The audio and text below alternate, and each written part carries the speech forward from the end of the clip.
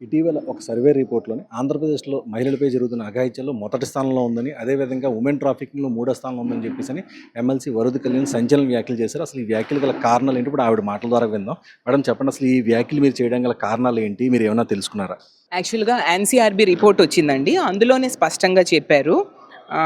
2024 NCRB రిపోర్ట్‌లో ఇలా women ట్రాఫికింగ్‌లో మన ఆంధ్రప్రదేశ్ రాష్ట్రం 3వ స్థానంలో ఉందని, అలాగే మహిళలపై జరిగిన అఘాయిత్యాల్లో మొదటి స్థానంలో ఉందని, హింసాత్మక నేరాల్లో అగ్రస్థానంలో మన ఆంధ్రప్రదేశ్ రాష్ట్రం ఉందని, అలాగే ఫేక్ న్యూస్‌లు స్ప్రెడ్ చేయడంలో కూడా ఆంధ్రప్రదేశ్ రాష్ట్రం మొదటి స్థానంలో ఉందని ఎన్‌సీఆర్‌బీ రిపోర్ట్ చెప్పింది. అంటే ఈ ప్రభుత్వం వచ్చిన స్టార్టింగ్‌లోనే ఎంత దారుణంగా ఉందంటే వీళ్ళ పరిపాలనలో ఎంతగా ఫెయిల్ అయ్యారనేది స్పష్టంగా అర్థమవుతుంది. ఎందుకంటే ఈరోజు ఈ రాష్ట్రంలో తీసుకుంటే గంజాయి, మద్యం ఏరులై పారుతూ ఉండే పరిస్థితి చూసాం.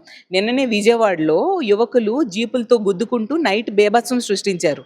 మరి పోలీసులు ఏం చేస్తూ ఉన్నారు? అంత భయం లేకుండా వాళ్ళు వ్యవహరిస్తూ ఉన్నారంటే పోలీసులు సరైన చర్యలు తీసుకోవట్లేదు అనే కదా స్పష్టమవుతుంది. మొన్ననే కొద్ది రోజుల క్రితం చూసాం, ఈ గంజాయి బ్యాచ్, బ్లేడ్ బ్యాచ్లు అయితే పెద్ద ర్యాలీ తీశారు. అలాగే తీసుకుంటే అది విజయవాడలో జరిగింది. మొన్ననే విజయనగరంలో మన హోంమంత్రి గారు అక్కడ ఇన్ఛార్జిగా ఉన్నారు. ఆ జిల్లాలో ఒక అంతిమ యాత్రలో మీరు చూసే ఉంటారు ఎంత దారుణంగా గంజాయి బ్యాచ్ ర్యాలీలు చేస్తూ అక్కడ బీభత్సం సృష్టించిన విషయం. అలాగే ఈ పాయకరావుపేట ఘటనలో అమ్మాయి మీద అయితే ఎంత దారుణంగా వేధించారు, ఆమెని కొట్టారు అనే విషయం క్లియర్గా ఆ తల్లే చెప్పడం జరిగింది. కాబట్టి అసలు ఏం జరిగింది అనే దాన్ని ఎంక్వైరీ చేసి జరిగిన తప్పు చేసిన వాళ్ళ మీద కఠినంగా చర్యలు తీసుకోవాల్సిన బాధ్యత ప్రభుత్వం మీద, చట్టం మీద ఉంది.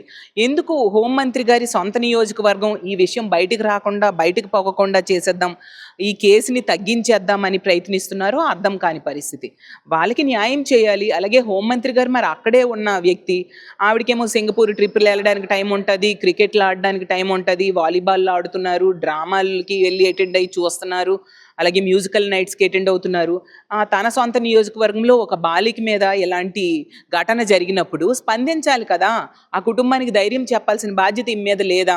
ఈవిడ ఆ రోజు చెప్పారు, మనం చూసాము, ఎక్కడేటి గంజాయి అసలు లేదట ఆంధ్రప్రదేశ్ రాష్ట్రంలో. లేదన్న 24 గంటలకు జరగలేదు. సీఎం సొంత జిల్లాలో మన మదనపల్లి ఘటన చూసాం, ఆ బాలికని ఏ విధంగా అత్యాచారం చేసి హత్య చేశారు అనేసి. ఈ విధంగా వరుస సంఘటనలు జరుగుతూ ఉన్నా వీళ్ళు నిర్లిప్తంగా ఉండడం వలన ఇలాంటివి రిపీట్ అవుతూ ఉన్నాయి. తప్పు చేసేవాడికి భయం లేకుండా పోయింది. అందుకు ఒకరికి శిక్ష పడకపోయేసరికి ఇంకొకరు దాన్ని చూసి ధైర్యంగా తప్పులు చేస్తూ ఉన్నారు. ఈ కూటమి పాలనలో ఒకవైపు మద్యము, గంజాయి కూడా బెచ్చలవిడిగా దొరకడం వలన కూడా ప్రజలు దానికి బానిసయ్యి ఇలాంటి అఘాయిత్యాలు, నేరాలు, మహిళల మీద జరుగుతున్న హత్యలు కానీ, అత్యాచారాలు కానీ విపరీతంగా పెరిగిపోయిన పరిస్థితి మనం చూస్తూ ఉన్నాము.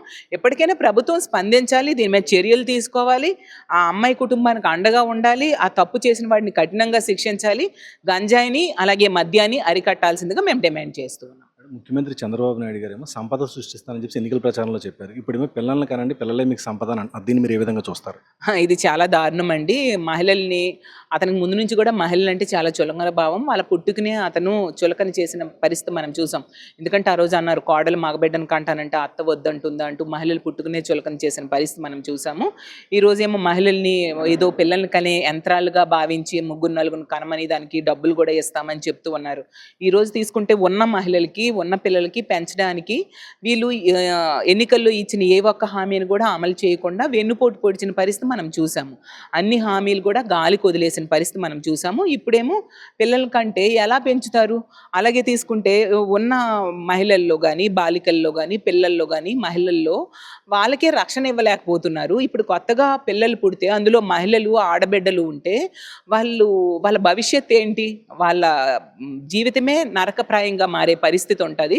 కాబట్టి వీళ్ళు ఎప్పటికైనా బుద్ధి తెచ్చుకొని పాలన మీద దృష్టి పెట్టి ఇలాంటి ఫేక్ న్యూస్ ఫ్యాక్టరీలు పెట్టడం మీద కాకుండా పాలన మీద దృష్టి పెట్టాల్సిందిగా చంద్రబాబు నాయుడు గారిని కోరుకుంటున్నాను.